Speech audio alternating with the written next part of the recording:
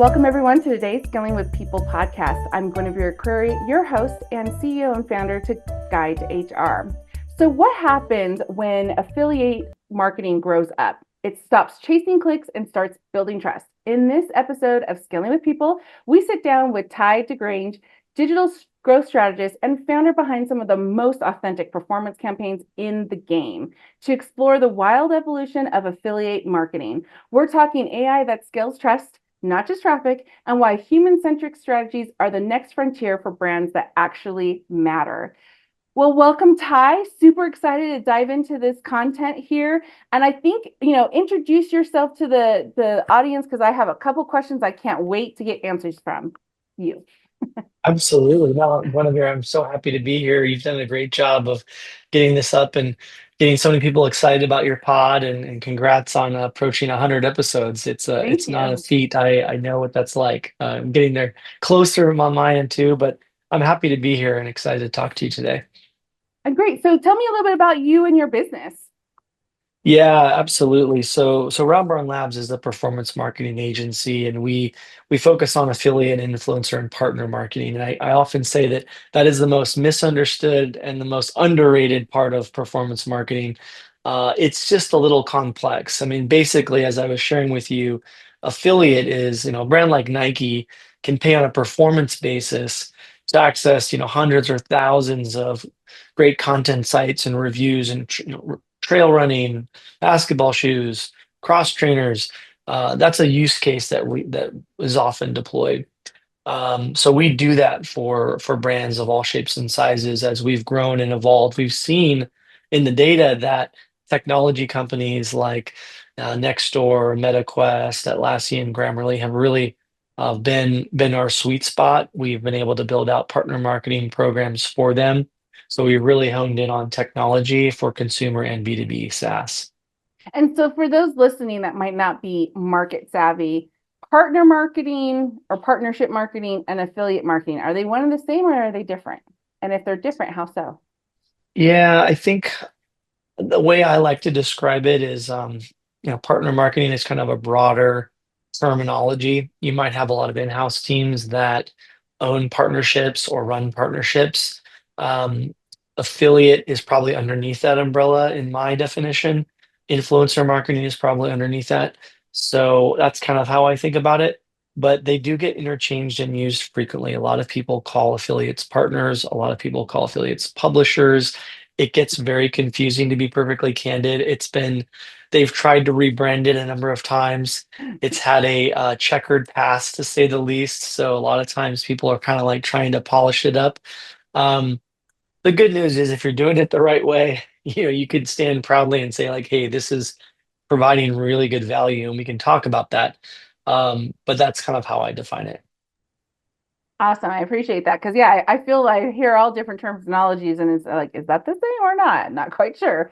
So, as a founder, maybe you're 1 to 5 people, maybe you're not even at your 5 million, maybe you're getting your 10. Like, when should you start thinking about adding this as part of your marketing tools?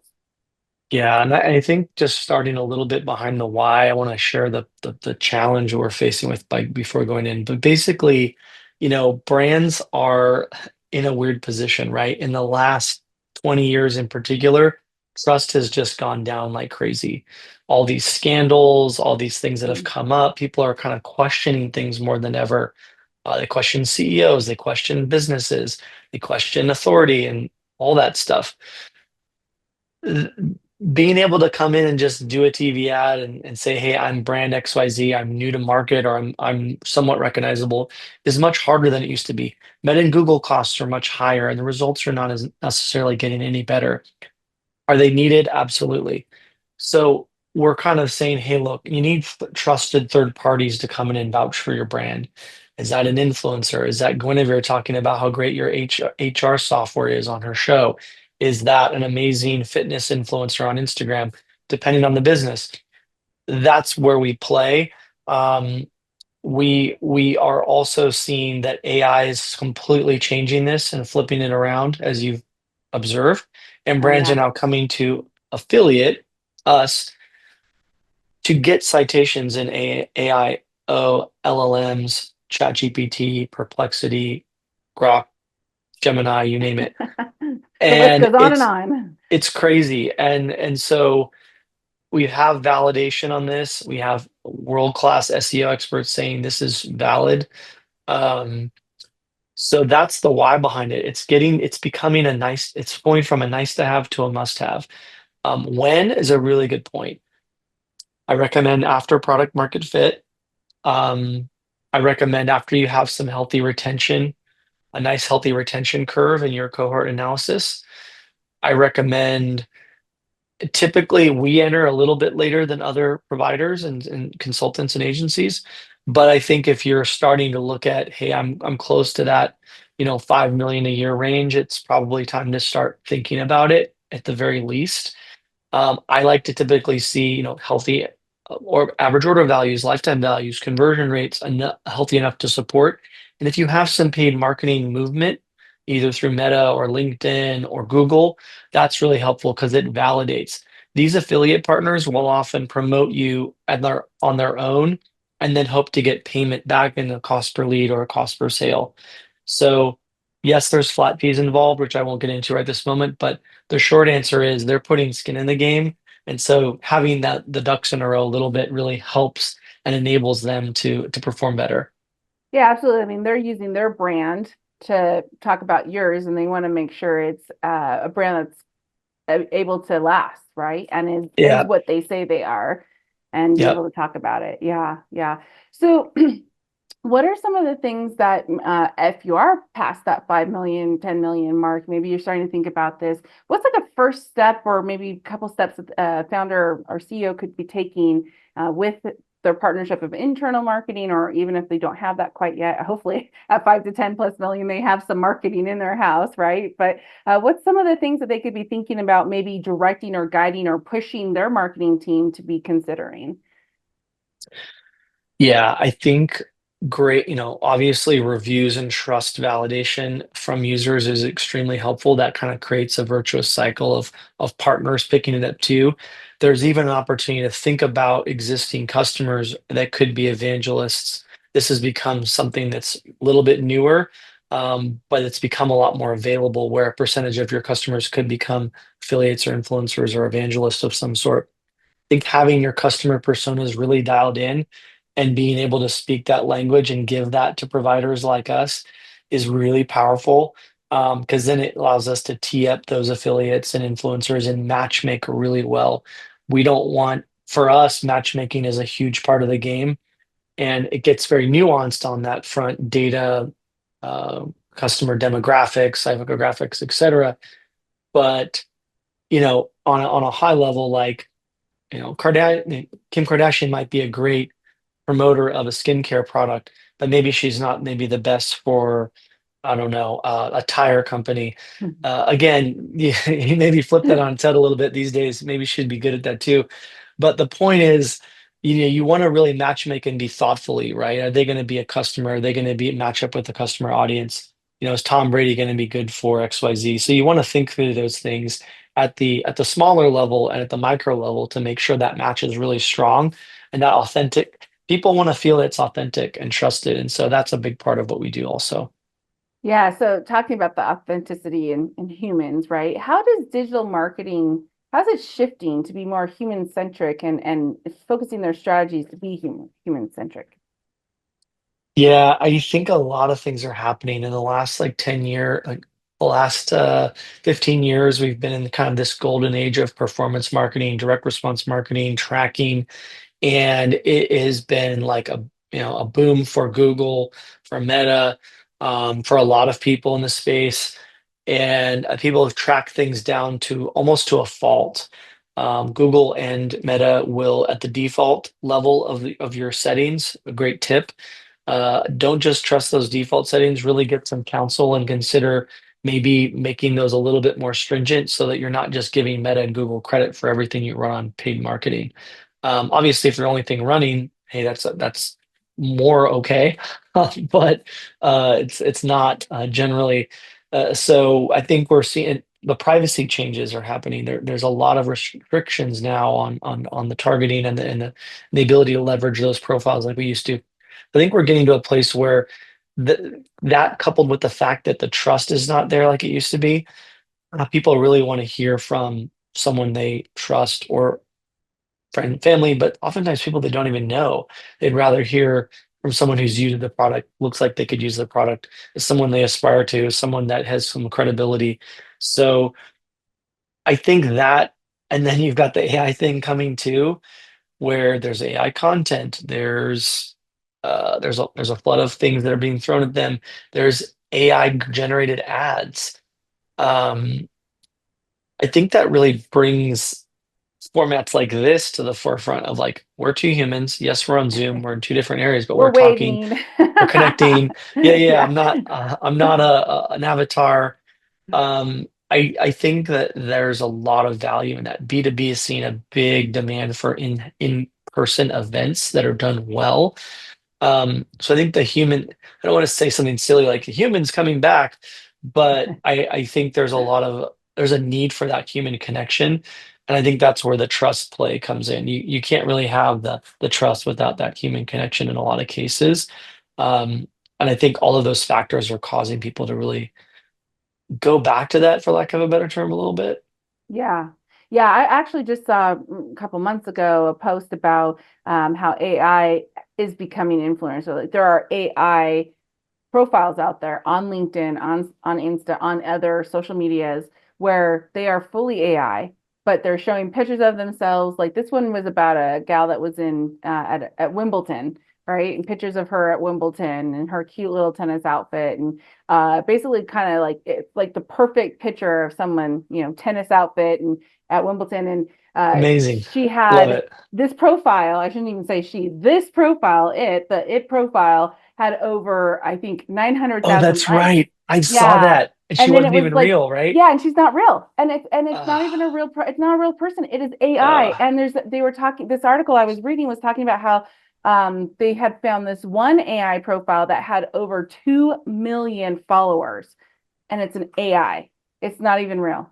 And how it's now becoming the influencers of the influencers, right? Because they can influence and they can create content 24/7. And it's the perfect content for the coaches and the Paradas and all these, like, and the tennis companies and whatever, right? So it's like it's scary. I mean, I looked at the picture and you really have to look hard and really go, yeah, I could see how this is AI. But like on a glance, especially on your phone, like it looked like someone just taking a picture of themselves, It's crazy. So how do yeah. you build that trust when that's starting to happen more and more? The thing I think about is, we're required to disclose quite a bit, FTC wise, in terms of if there's a compensation piece. Um, you're seeing more crowdsourcing of like, hey, this might be false information out there. I think we're seeing a movement where I would not be surprised if perhaps like there has to be some type of labeling or some type of detection. Um, I don't think that's impossible, and I think that that would help people. Um, the reality is like we tinkered with that a little bit and thought about it. I think there's a way to probably leverage that for your advantage as a marketer. Um, I think that the reality is there's just a lot of benefit in um, these types of conversation. We actually have predicted in back in December, YouTube would be the best performing channel of 2025. And I don't know how that's not the case. If you look at all the data, the reports coming out of YouTube, it's running away with the connected TV competitors in terms of like viewership. Um, and obviously that means a lot of different things on YouTube. You can access, you watch your local news for goodness sake. So it's not Or exactly get sucked into cat videos or whatever yeah, else you like want yeah, to do. Learn how to yeah. change a tire, or I don't know, Yeah, but whatever, this right? show is going to be on YouTube, like you Yeah. said, and I Yeah. think like my show's on YouTube. It's like a good, you want to learn something. It's really anyway. There's a lot of reasons why that's happening. There's a big movement there. There's a big movement on Reddit. Reddit's partnerships widely publicized. We're seeing a lot of conversation and real. reality of citations improving in AI and AI LLM and queries and those types of things where YouTube and Reddit and content sites are really helping that. We are literally getting clients improvement in citations and tracking those citations to get them exposure onto those LLMs. So it's a bit of a, all out effort to catch where the eyeballs and attention and things are going. But I Yeah, do believe that the human trust is still very much there from influencers and affiliates, and that's what it's all about. For a lot of it, affiliate, all what we do is trying to buy on a performance basis more than say it's just search or it's just social or it's just content. Affiliate and Affiliate's kind of like a mechanism to say, you can get multiple channels. We can even get connected TV on a cost per acquisition basis for brands. So that's the cool part about affiliate. It's sort of a misnomer. It's almost like pay per performance at scale, with some flat fees involved to be clear, but very performance based. that's awesome. And just kind of thinking, going back to the AI thing, I think the other thing that is interesting is how are you guys thinking about the fact that there's just so much, there's already a ton of content out there. And now you have AI where people who may not have done content creation are now starting to do so because they can so easily. You can create videos, you can create avatars, you can create all this content out there. I just feel like we're going to be by the end of this decade, we're going to be just drowning in content. And how do you break through that noise to actually get to your target audience? I think that's going to be a key for businesses in the future. Yeah, it kind of reminds me of some of the evolution of Web 1.0 and like what happened when people were running ads for the first time and going hog wild on Google search, and there would be trademark bidding and search people printing money literally on it. It's not going to necessarily be the same outcomes, but I think as a similar, you know, wave of technology where people are rushing to figure it out, and the first to figure it out wins a little bit, and the bad guys get caught, and it gets professionalized and improved over time. So I think we're going to see a lot of that. Um, yeah, I think. One of there's actually some really interesting conversation about like if you really look at AI, like some of the suggestions are not actually as valid. We're doing deep analysis on that to debunk some of the things to say like, is this really real? I think a lot of the depth of Google seems to be signaling a lot of like the depth of conversation, the depth of knowledge. I'm seeing examples of like longer form things performing better. Um, there's also conflicting stuff saying like with AI and LMs that the sheer number of mentions is helping a lot more than it maybe Hmm. used to be. Um, it will be very interesting. I don't think anyone has a super clear crystal ball at this point. I think Darn anyone it. that says they do is missing it, but I hope that's somewhat helpful. Yeah. Oh, I think it's just, we talk about it more and more and we make it become something that's in the forefront of all of us as we start to work through things, right? I think that's also the power of conversation. So as we wrap up today, is there any last final thoughts or tips or tricks you want to share with the audience? Yeah, I think really if you can start thinking about tapping into third parties to build up some trust, I would highly recommend that.